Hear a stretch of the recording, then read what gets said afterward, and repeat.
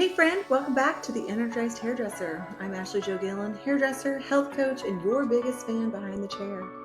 This podcast is where we talk about hair, home, and health because you deserve to thrive in all three.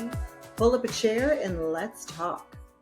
Hey, and welcome back to the Energized Hairdresser. First of all, I would like to start with forgive me for not showing up last week.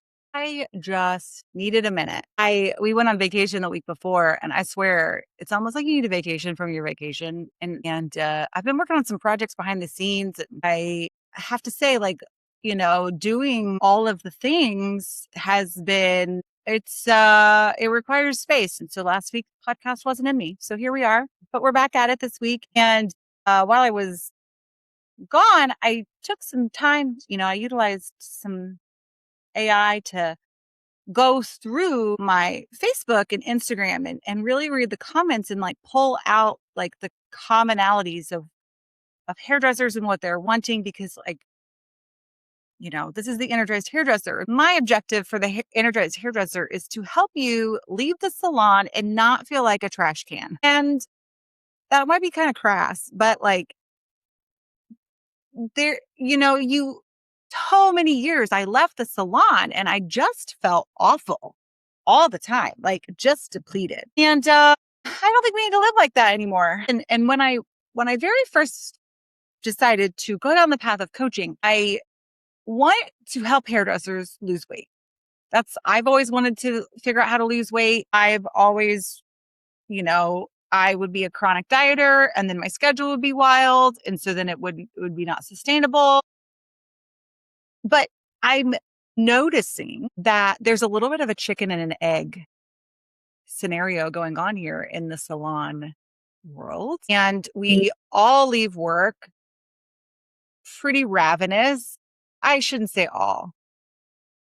A good majority of my comment section is we're leaving work, we're pretty ravenous, or we don't have any energy to do what we want to do, body pain, but then also too, how do we slow down? And so what I'm seeing is it's the same side of the coin.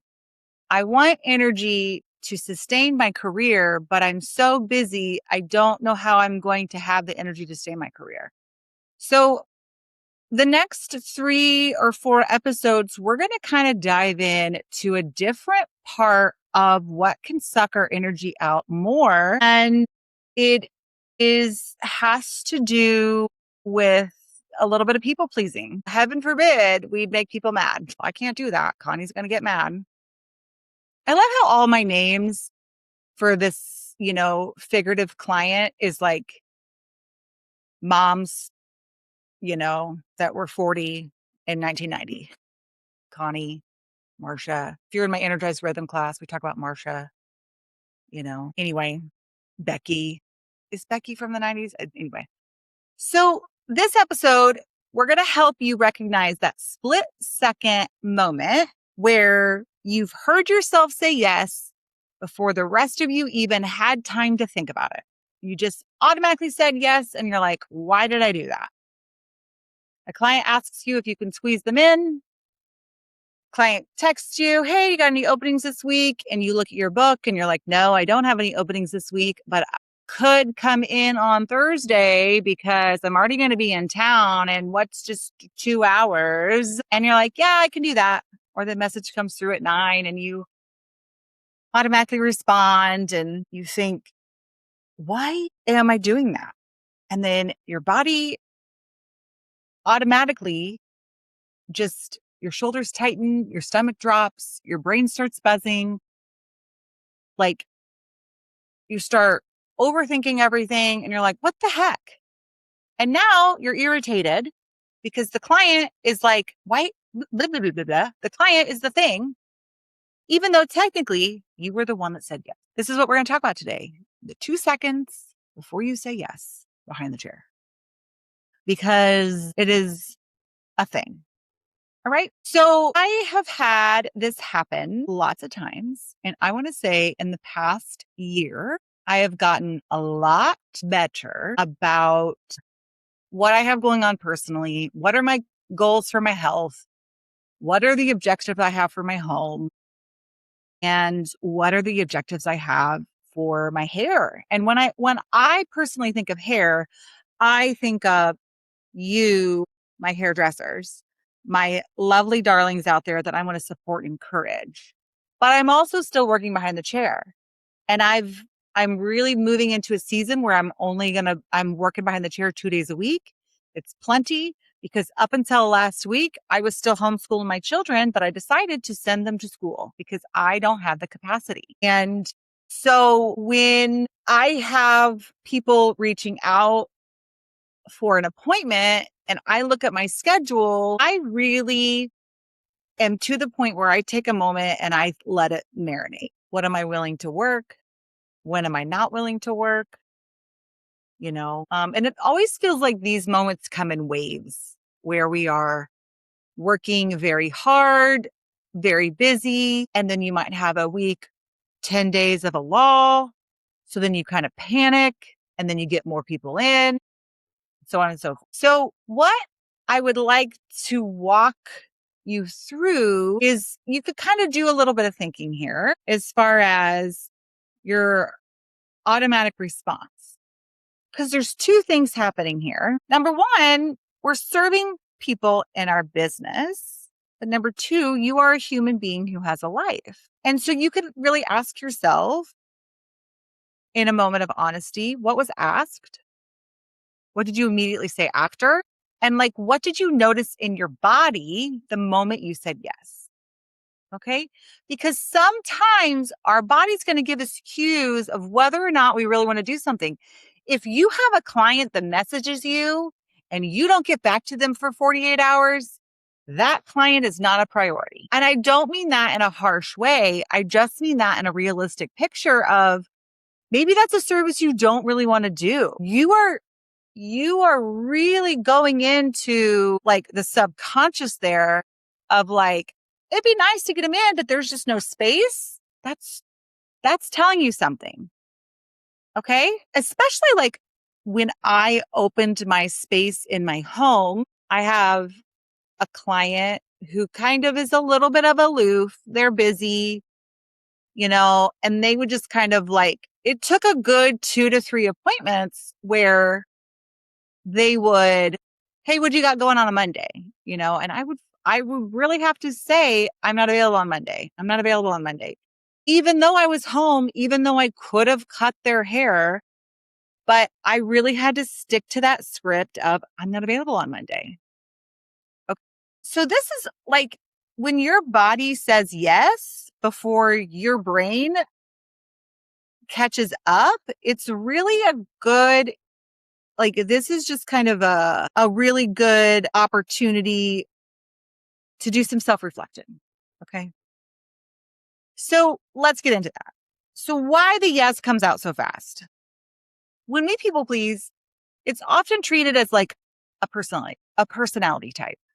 She's just so nice. She's always I got to get him in. I got to be grateful for my business. I was really slow last 2 weeks, so I need the money. Oh, they could really only do this time. And I don't want to generalize to say oh, hey, you don't want to disappoint anybody, but are we afraid we're going to disappoint somebody? But for many hairdressers, that automatic yes is really a practiced habit.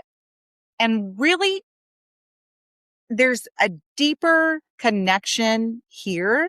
Hairdressers are taught to keep clients happy. And this maybe even be edited out. So I really want to dig into the history of hairdressing and how we got to where we are. Specifically, how millennials got to where we are. And now we have the tension between millennials and Gen Z. And Gen Z is living a hairdressing life that boomers and elder millennials are what the heck? And they're doing it. The millennial, Gen Zs are doing it. Okay. But hairdressers are taught to keep clients happy. We're taught to accommodate. We're taught to work when the clients are off. We're taught that being flexible makes us valuable. We're taught that empty appointments is dangerous and a disappointed client might leave. They might leave a bad review, and saying no could cost us money. And when you've spent years trying to keep your chair full, your nervous system may hear a request as something that needs an immediate answer. But here's what's actually happening behind the scenes there is that we have a brain, and our brain has three parts. We have our critter brain, we have the limbic system, and we have another part of our brain that I can't remember off the top of my head. Let me look it up. Okay. We have three brains. Okay. We have the brainstem, which is concerned with the physical part. The brainstem is typically called the critter brain, and like it is response triggers fight or flight. It's always looking to make us survive no matter what. And the critter brain is constantly taking a record of our entire neurological system and categorizing it in terms of risk versus safety. So sometimes, majority of the time, that yes is simply a response to your critter brain saying that is safety, you must pursue it. Great. But then we also have the limbic system. Okay. And the limbic system is the part of our brain it's concerned with the emotional. The limbic system looks for where love and belonging is threatened. So when you have a client who wants to get in on your day off, that is a belonging belief that we're really tapping into here. And it's threatened and it can have acceptance when you say yes. So then we have the cortex. That's the logical part of our brain. And that looks like reasoning, rationaling for doing things. So you're going to think, it's fine. But we want to get learning how to get the green light on all three of these things. And that's where transformation occurs. That's deeper coaching. This is just a thing, right? This is just learning the involuntary reaction I find so fascinating.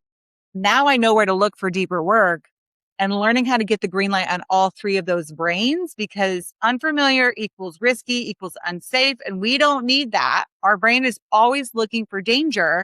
And we have to physically tell our brains, thank you for keeping me safe. I got this. I'm in charge. Okay. I was deep. I'm here for it. So I totally went off my script here, but our brain has learned, keep the client happy. Don't create tension. Don't risk losing the appointment. Don't worry about a bad review. It's easier. We'll work it out later, figure it out later. And the problem is when we figure it out later, it usually means that you're paying with your own body. You pay for it with your lunch. You pay for it with chronic stress. You pay for it at home when you're too tired to cook and you do DoorDash or you do something else. You pay for it in figuring it out and being resentful to your children. And not resentful to your children, but just short-tempered with your children. Okay? So the question is the yes worth it? And only you can answer that. And maybe you say, I'm going to give myself 2 yeses this week. If someone wants to get in, then that's what I do. So when I took this episode inspiration from the comments on my Instagram, Facebook, and it was very fascinating. And really, as the Energized Hairdresser, I'm talking to hairdressers you've been in this business for a while. You have a consistent income. You have a business that you have built. And you're kind of I don't want to keep doing this anymore. Maybe it's I want something else. I'm tired. I'm burnt out. But what I would like to share with you is that a lot of you are making it clear that we're not you're not a beginner hairdresser. This isn't beginner hairdresser problems. You've been in it for a while. You're in the trenches and you're how the heck do I keep going? Okay. And you're not alone. Experience does not erase the fear of disappointing people. A full book does not necessarily create safety because now you have internal tension, and you're definitely not the only one who's agreed to something and then immediately regretted it. Okay. Okay. So, you've said yes to somebody and you're super, I've committed to that. Or maybe you even committed to it, an appointment 3 weeks from now. And then once the 3 weeks shows up, you're gosh darn it, why did I say yes to that? So resentment. let's practice learning resentment as information. So if you have experienced this emotion, it's not always proof that the other person did something wrong. It's not necessarily you did something wrong. Sometimes resentment is just a signal that you chose another person's comfort and you really don't like it, because you don't need to shit on yourself.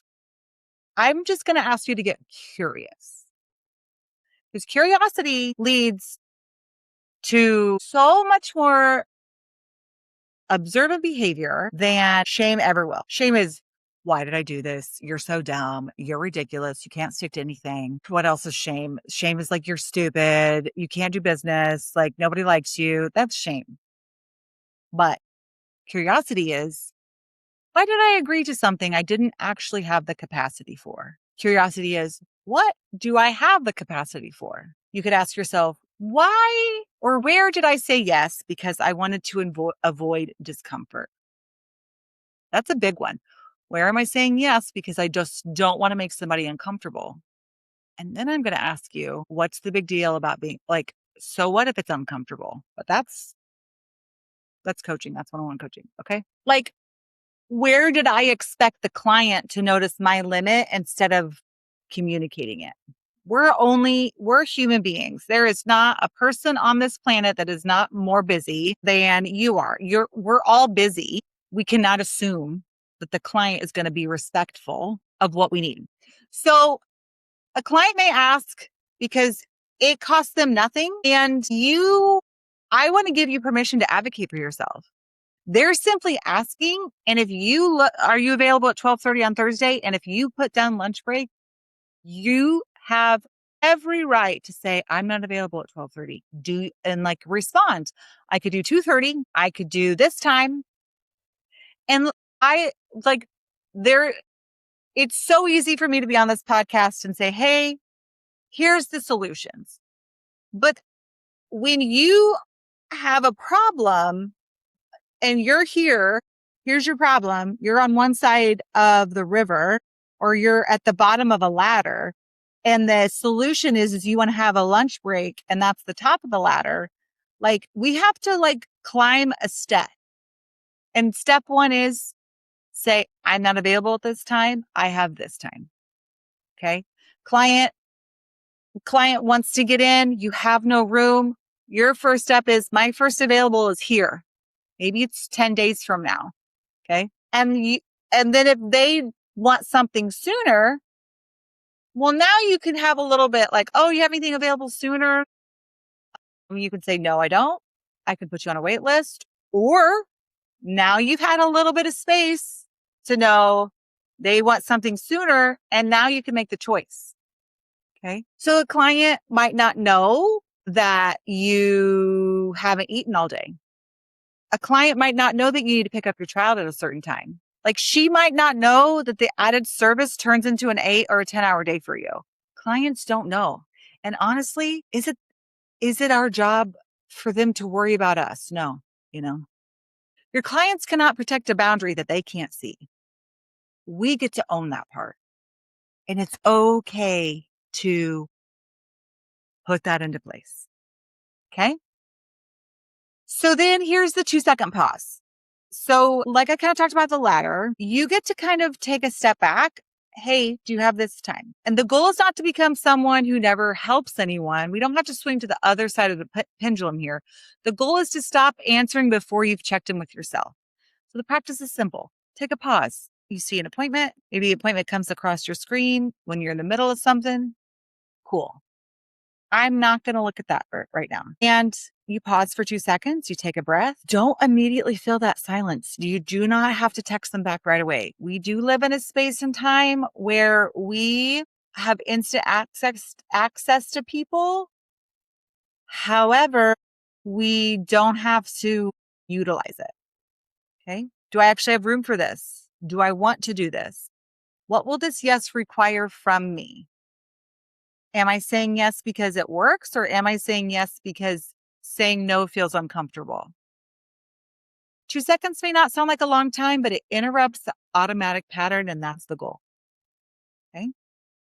So the pause gives your body time to check in with itself. It allows the thoughtful part of your brain to enter the conversation before an old habit makes its decision.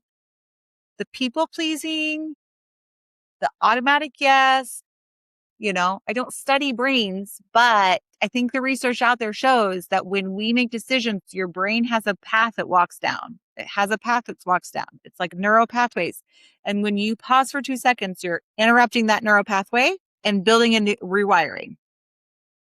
That's how habits are changed. So you can use a script. Instead of give an immediate yes, say, hey, let me look at my schedule and make sure I have room for that before I answer. For an in-person request, let me finish what I'm doing and take a look before I promise that. If you have a text message, hey, I saw your message. I'm going to check my schedule and I'll get back with you during my business hours. Okay.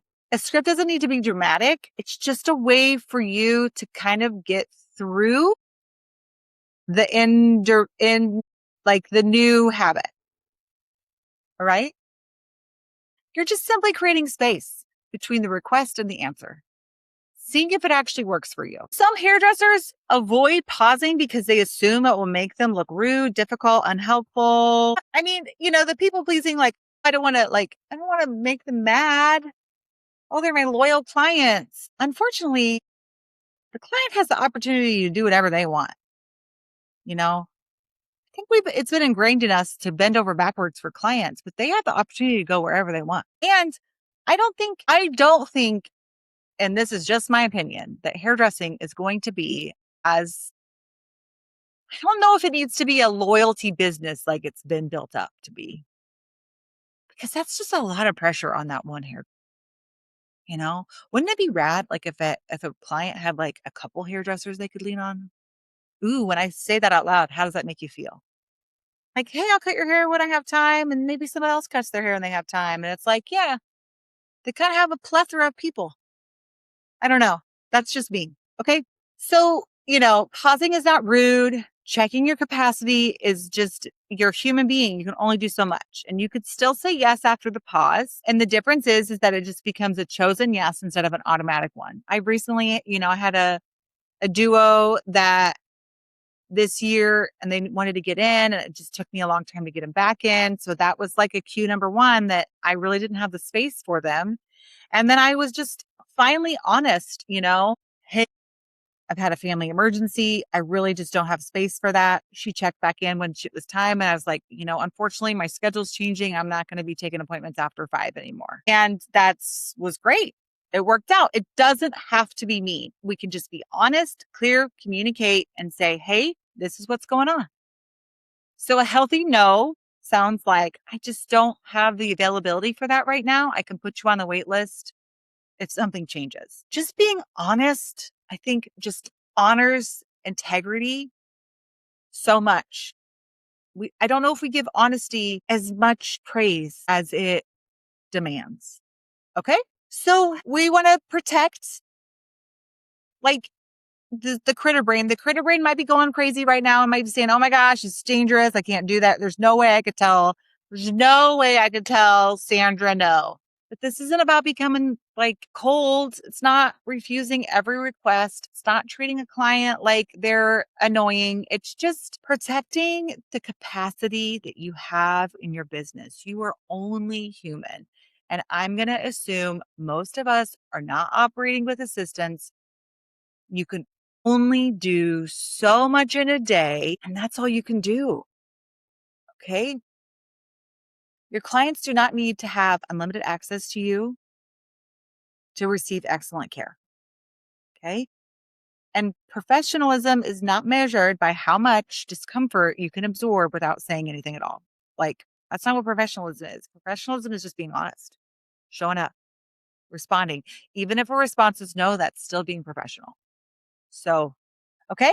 So to wrap this up, pay attention this week to the moment right before you say yes. Notice what happens in your body.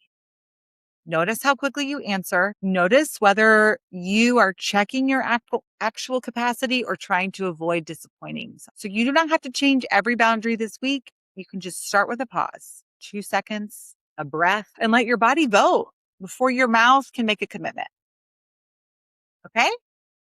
So if you want a word for word script for your services, your schedule, comment script on this episode post, I'll send it to you. If you want to dive into more one-on-one connection here, my books are open for one-on-one clients to really assess people pleasing and how it's really bringing you down. And I'm here for you. Come hang out in our schoolroom, and I'll see you on the next one. Okay.